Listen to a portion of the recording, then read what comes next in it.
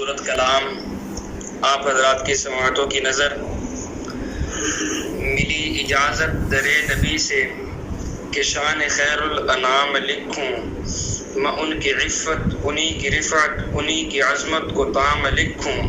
جو ہو نظارہ تیرے حرم کا، جو ہو نظارہ تیرے حرم کا، نہ اپنی آنکھیں جھپک سکوں میں سبز غنبد کا حسن دیکھوں، وہی زندگی کا دوام لکھوں۔ سنہری جالی کو بوسہ دے کر لبوں کو اپنے سرور بخشوں، سنہری جالی کو بوسہ دے کر لبوں کو اپنے سرور بخشوں۔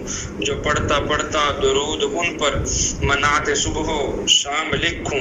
یہ ہے سعادت آمنہ کی کہ اس کے گھر میں ہوا اجالا، ہوئی تھی آمد جس گھڑی میں اس گھڑی کو سلام لکھوں۔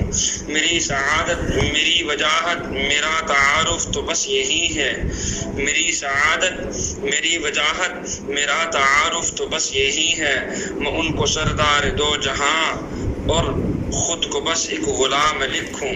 نہ دست خالی کسی کو موڑا، نہ چھوڑا امت کو بے سہارا، نہ دست خالی کسی کو موڑا، نہ چھوڑا امت کو بے سہارا۔